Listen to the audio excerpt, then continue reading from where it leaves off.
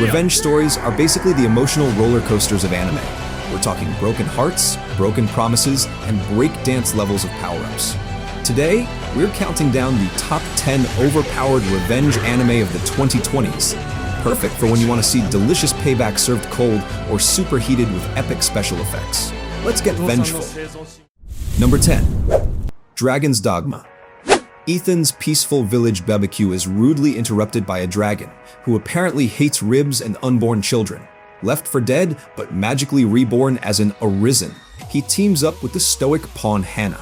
Together, they stab, slash, and sass their way through demonic stand-in bosses for each of the 7 deadly sins. Along the way, Hannah provides perfectly deadpan commentary. Think, I'll carry your sword, but I won't carry your emotional baggage.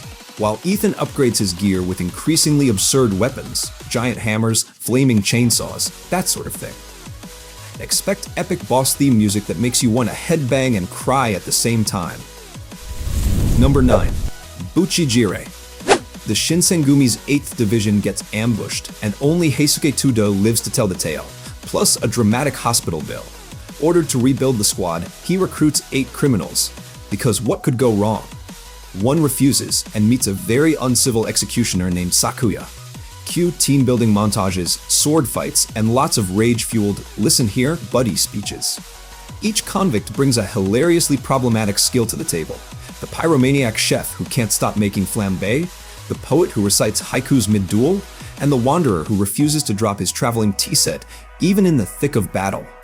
As they train under Tudu's exasperated leadership, they gradually transform from bumbling outlaws into a blade-wielding brotherhood, or at least a semi-organized band of sword enthusiasts. Number 8. Joran, the Princess of Snow and Blood.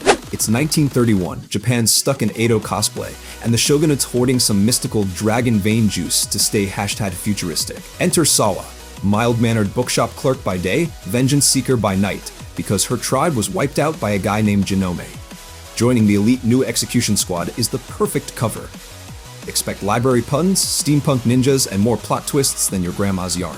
Sawa hides razor-edge calligraphy brushes up her sleeve, and at the bookstore she recommends only the darkest horror novels. Totally normal. When missions get sticky, her inner ice queen emerges, chilling foes with a glare colder than a Hokkaido winter. And every time she cracks a rare smile, you know revenge is about to get poetic. Number 7. Failure Frame. Tuka Memori rolls a D-rank worthless hero in a fantasy world until those useless status ailments crush every enemy. Shocked villagers call for his head, and the summoning goddess Vicious, yep, spelled vicious, tries the old kill the weakest trope. Well, Tuka's paralysis and poison combo is so good, it's basically cheating. Now he's on a divine manhunt. Spoiler, gods taste like chicken. He ambushes demigods with well-timed paralyzed grenades, sets up poison-tipped banana peels, and leaves taunting notes. His monotone narration, today's lunch, one goddess lightly seasoned, makes every world-hopping showdown oddly hilarious. Number 6.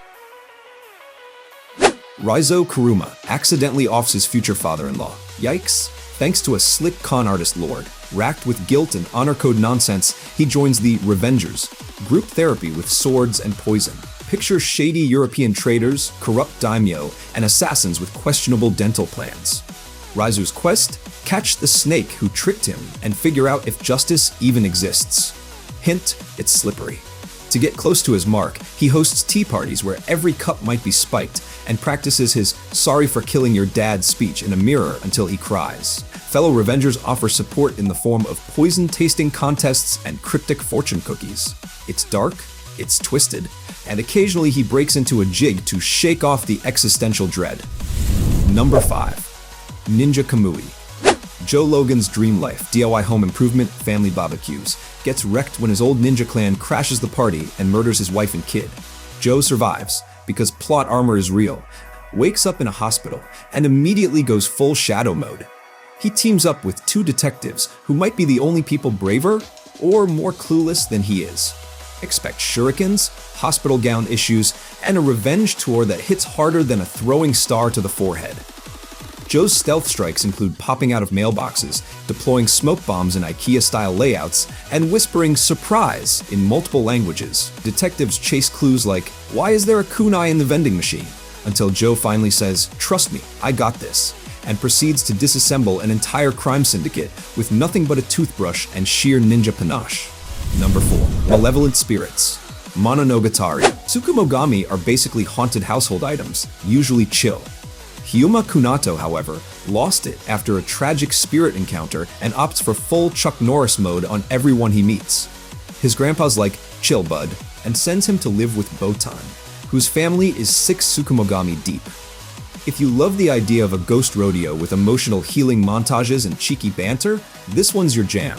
Hyuma shows up swinging a broom like it's a samurai katana, while the Tsukumogami sass him with toaster toast-outs and possessed remote control rebellions. Botan acts as the spirit translator, eye-rolling at every boom headshot moment. Underneath the chaos, there's a tender bond forming. Hyuma learns some spirits just need a hug, not a roundhouse kick. Number 3. Helk. After slaying the Demon King, Helk, a human hero, gate-crashes the successor tournament. Because why not? The Demon Princess Vamirio thinks he's the worst human ever and wants him toast, until he keeps winning matches with style points for most brooding. When humans start ghosting villages, she wonders if her new pal, Helk, is the hero or the hidden villain. It's like The Bachelor, but with more horns and fewer roses. Helk's signature move is the Philosopher's Slam, where he pauses mid-fight to give a motivational speech, then uppercuts his opponent into next Tuesday. Vamirio stalks him backstage, flips through his battle playlist, does Eye of the Tiger offend you? And begrudgingly admits he might be, sorta, maybe, redeemable? Number 2. Go Go Loser Ranger. Every Sunday, Earth survives another invasion by the Monster Army. Spoiler, it's all staged for ratings. The bad guys, called Dusters, get saved from execution, then sent back to microwaved villainy. Enter Duster Sentuin-D, who's sick of the sham and wants real stakes.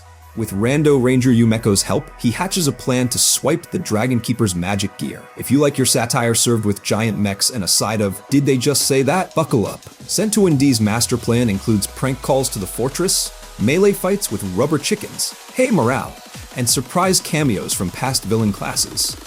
Yumeko's got a secret second identity as the world's worst barista, so every meeting over coffee is a comedic disaster. "Would you like a revenge latte with extra betrayal?" she asks, deadpan. Number 1. The Elusive Samurai. 8-year-old Tokiyuki's idea of training for Shogun is perfecting dodgeball, in real life. When a coup nukes his clan, he's left alone with a prophecy and a very confused priest named Suwa. Tokiyuki discovers that running away is actually a combat art. His evasive maneuvers leave enemies dizzy and viewers cheering.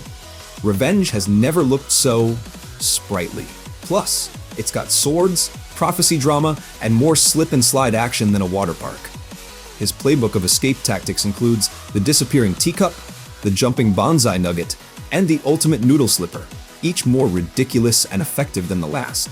Suwa can only watch, mouth agape, as Tokiyuki carts off would-be assassins like groceries.